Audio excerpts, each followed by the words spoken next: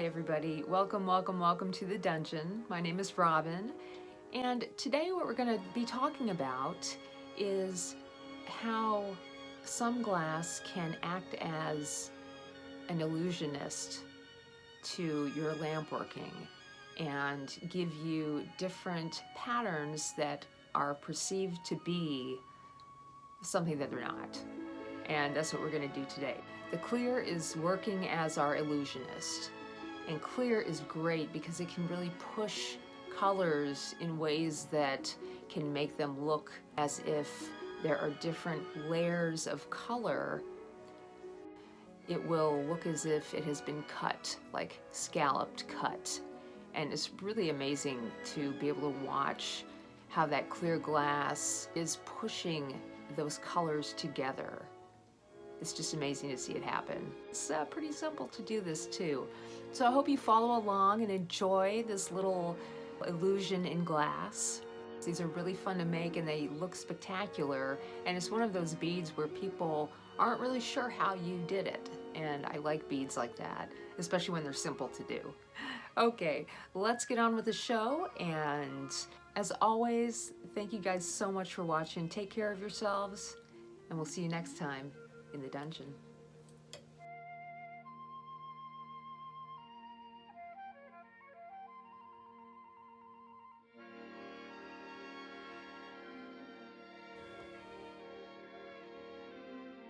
Well, to start out this bead, I am going to make a rather large disc. And the bigger, if you're going for a disc, you want to make sure that it is pretty, not real thick, but you don't want it too thin, or you might have problems with it cracking later on before everything is said and done.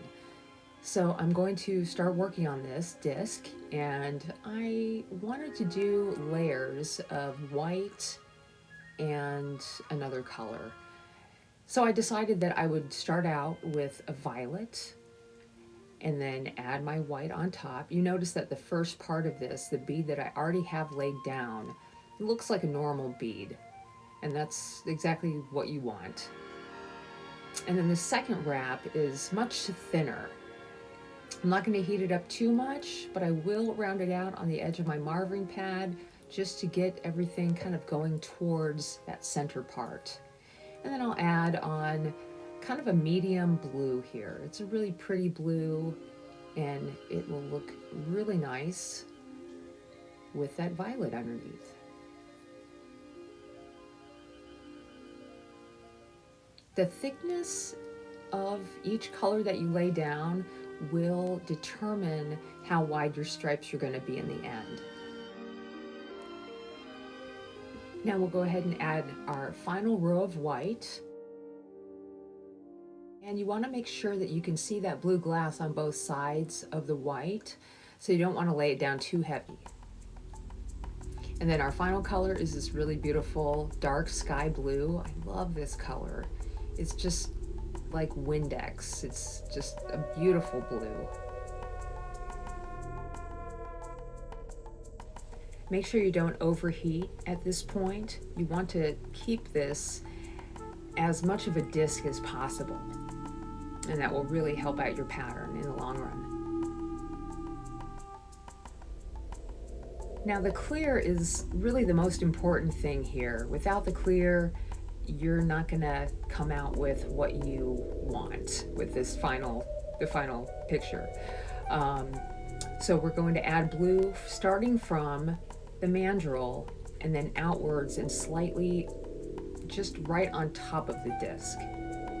And then I'll go back in and add dots where I started each one of those, right next to the mandrel. I'll add a dot on top of the clear, and that will help to give me a larger area there. And then it'll cascade into a smaller area. I'm sure you'd see exactly where this is going at this point. And it's the same pattern on the other side.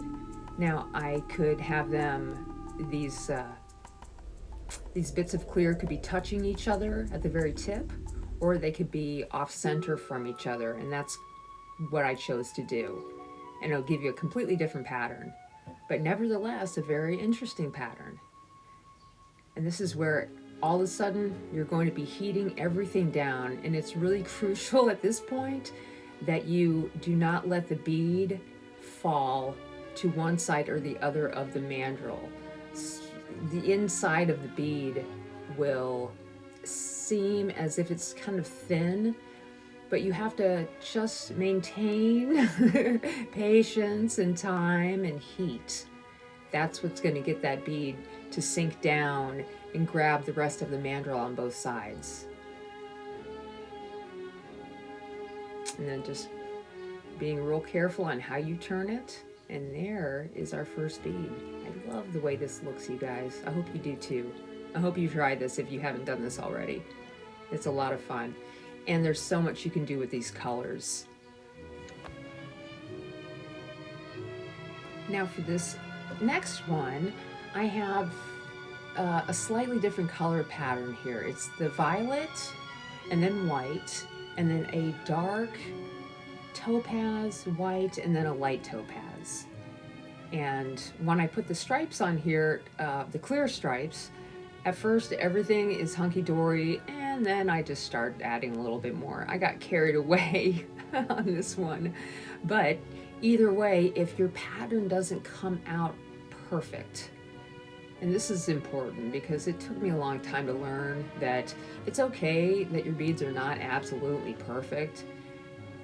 I know that there's somebody out here who makes these and they're just spectacular, but you know, that's okay. This is just my version of it. This is the way I make them. I don't necessarily worry too much about how perfect they are, but you know, I do. You know, how can you not when you're playing with glass? But the point is that it doesn't have to be a perfect pattern to look really amazing. As long as everything is being heated and melted down really nice here in the end, keep it on center. Don't let it sag back and forth. And it should look really great. And that's it. I'm just going to let this round out a little bit more and then cool down. And I hope you guys like the way these came out as much as I did. And I hope that some of you guys decide to make some of these. They're really, really awesome. And on that note, you guys, thanks for watching. And we'll see you next time.